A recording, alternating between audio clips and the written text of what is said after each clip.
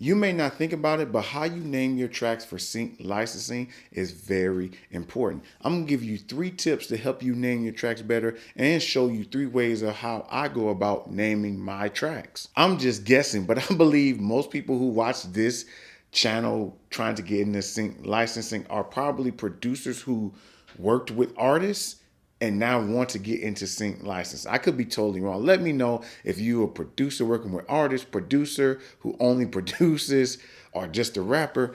But anyway, if you're a producer working for artists and now trying to come into the sync licensing game and you're just making music for yourself and for music libraries, you already have tracks that's named and you want to use those old beats. Now, the names might not be wrong. You might have stuff like Getting Money, Pop It, Lock It, Popping Off. I don't know. Nothing is inherently wrong with a name. It's just the name. Especially if you're going to send that beat to a rapper and they use it, they'll probably change the name of the song anyway. So, but in sync licensing, there's certain ways to name a track so you can invoke an emotion. This way, when you see it, you can kind of get a picture of what the scene is going to look like. If I was to name a track this title, Terror from the Catacombs. Now, what does that invoke? I got the word terror in there. I got catacombs. So you're probably thinking this kind of song without hearing any music probably will be good for like science fiction, horror, drama, crime investigation shows, right? The terror invokes the emotion of being scared.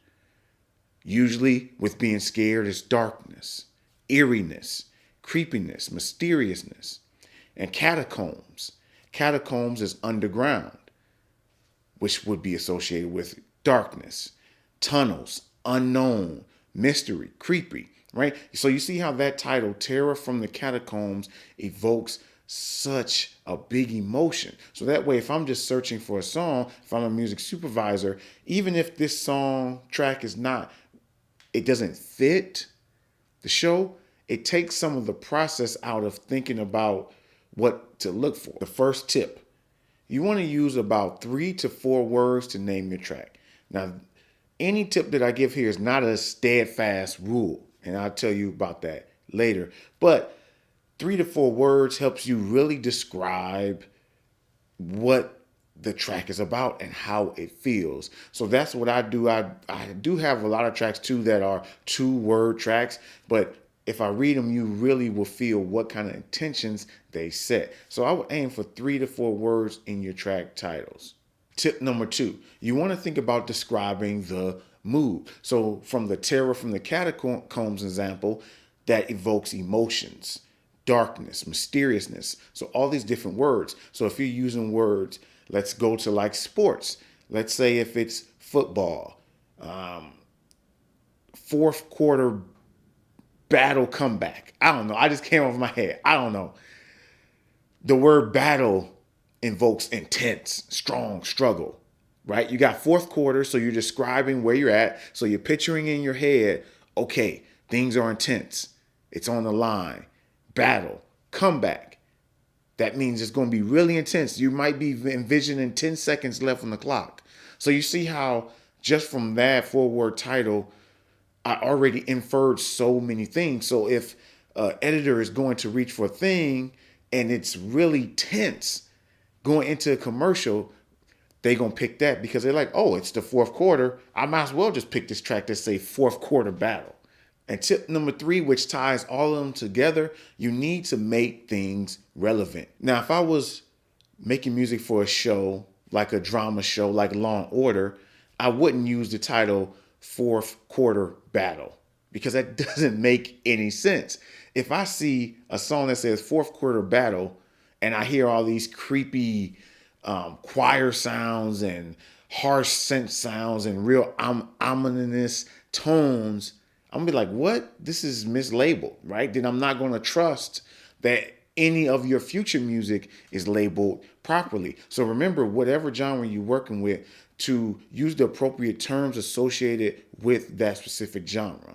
Now, here are the 3 ways I go about naming my tracks. The first way, I do a Google search and look at other music libraries and what they already have. Now look at good ones because it's already proven. Let's take a look at this APM music. So I'll type in and look for documentary music, and I'll just pick this science and tech category. Now, as you can see, there's a lot of one word titles. So like I said, there aren't fast and steady rules that you have to abide by. It just depends on what the library takes. But if we look at the titles with more words, you can get a better picture of what the track may sound like before you even click. Also, if you look at the other information, you'll get ideas for words that you can use to describe your track. And a little bonus tip is metadata. When I say there's other words to describe your track, now sometimes with Music Publisher, you have to fill in your own metadata sheet. And that means you have to fill in the category that describes what kind of song this is, whether it's like eerie, whether it's hopeful, whether it's cheerful, funny, whether it's dramedy. So, and unfortunately, in the sync licensing world, there is not one database of words that we use for each song. So even though if I say the word happy, happy can mean a lot of different things, right? You can be rejoiceful happy. You can be sad and happy, right? Crying because something happy happened, right? So that's two different ways happy can mean something totally different. And just like dark, well, what does that necessarily mean to somebody? So when you're naming a track and using metadata, which is something you may have to do, there's all kind of phrases. But looking at the other libraries not only gives you ideas for titles, but it gives you ideas of how to describe your sound. And with that, you just want to do the best you can, but that's for a whole nother video. The method that I've been using for a long time is just a good old-fashioned thesaurus. So I go thesaurus.com, and it helps me come up with other words that have the same meaning. Let's look at an example.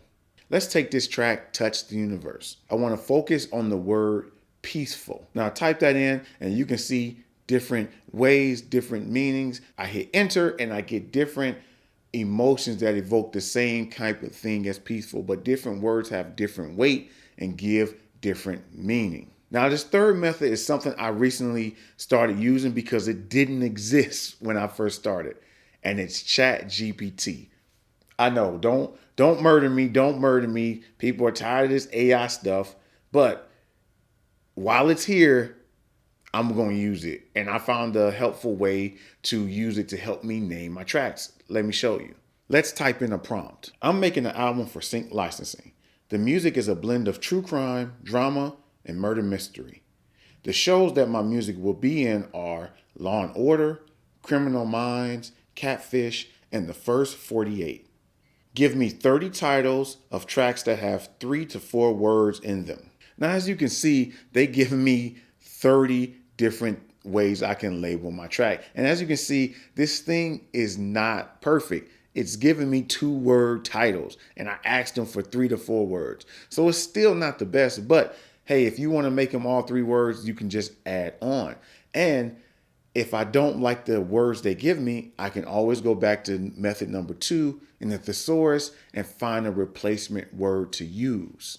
ChatGPT is definitely not perfect, but I do like this gives me a great starting point. I have 30 different titles I can do. And if I'm making an album with only 10 tracks, well, this is a lot of material to draw from. And plus, if I'm looking at these titles, when I'm going into my thought process of making it, I can get into that mood and think about how these tracks are going to be used in the actual shows. What do you think about these tips? Is this going to help you retitle your old beats that you may have sitting on your hard drive and you want to get into sync licensing? I hope it has, and I hope it reframes the way you think. Like I said earlier, this is not a hard, straight line rule. There are plenty of songs that make it with 1 word, 2 words, 3, 4. There might be even longer ones. But in my experience, the more descriptive you are, the better chances that you may get to get placements, because you're putting the person looking at it in a frame of mind of what's good for the scene, and you're reducing the friction it takes to think about if this song is going to match the scene or not. So I hope you enjoyed the video, and if you want more tips about sync licensing, check out one of these videos.